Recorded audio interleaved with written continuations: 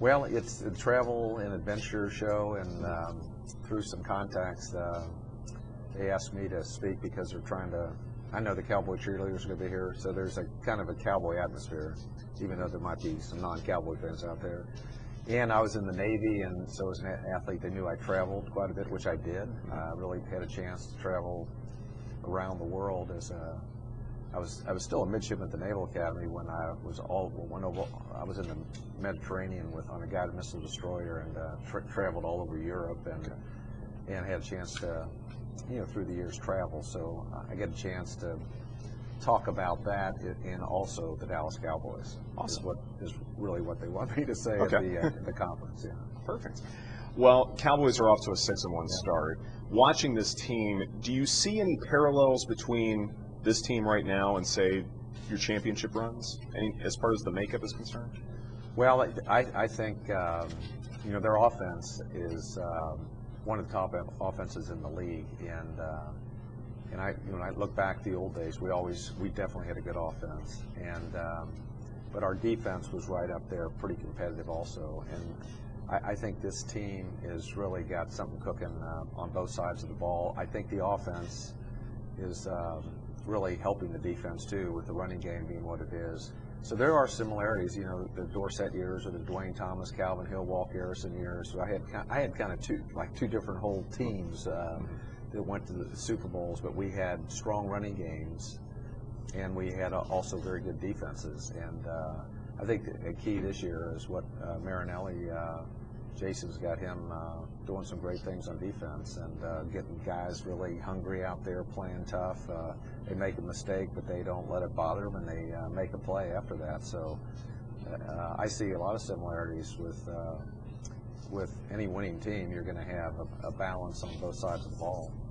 Cowboys-Redskins rivalry may have declined just a little bit because neither team's won a championship in a couple of decades. Do you still see this as being the fiercest in the NFL, or still an important rivalry? Well, being an old guy, it brings back the memories of the '70s, and we didn't like the Redskins. They didn't like us. George Allen really kind of was Coach Landry was let him sleep, don't say anything guy, and George liked to stick it in us, and players would say comments about us, and he felt it would distract us. But I think it really worked against them. And when they beat us in '72 in the championship game, they really went after us and said some things. And I played in that game.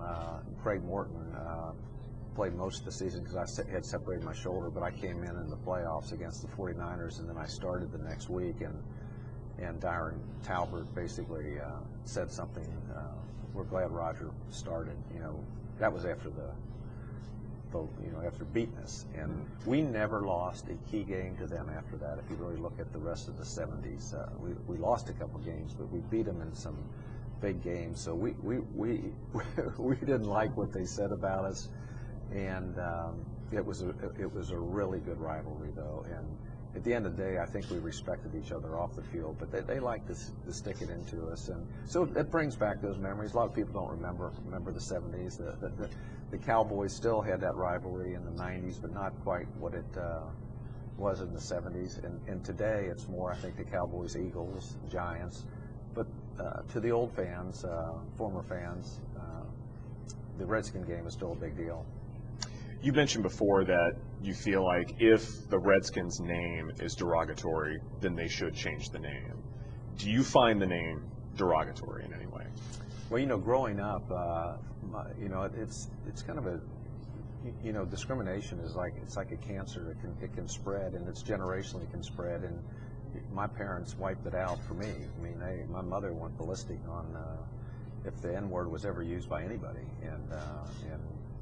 and she also stood up for in our town where we were kind of integrating our city, and there was people in the church that were hypocritical about it. So I had really a good mentor in understanding the evils of discrimination. And if it is a discriminatory word, you do have to.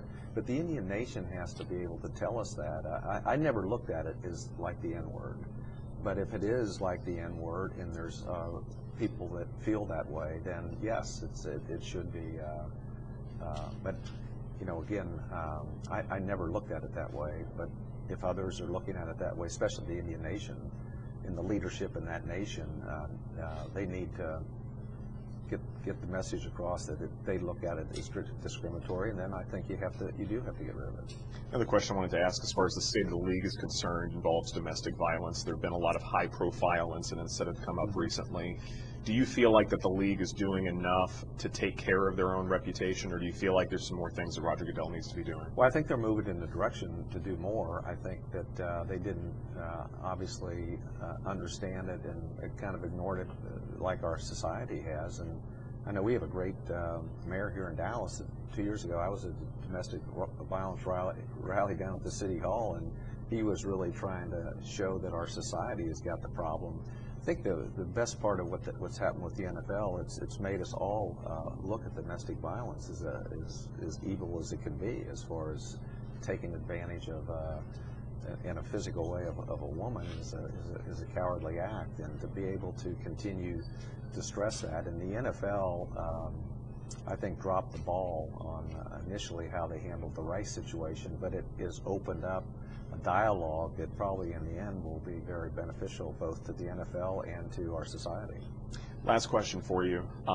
6-1 start for the Cowboys. I mean, there's a lot of fans saying, hey, there's a real chance here. Do you feel like with all that Tony Romo and Jason Witten have done, that they deserve a legitimate shot at a Super Bowl championship? I think they sure deserve it, but you got to earn it. And Dallas right now is a very good football team, and it's keeping people healthy. It's it's also having backup, and I think Dallas has a little more depth than it's had before. But you got on offense, you got the Tony Romo, who's franchise quarterback. You don't want him to get hurt, or DeMarco, and so you got to just keep playing them game to game.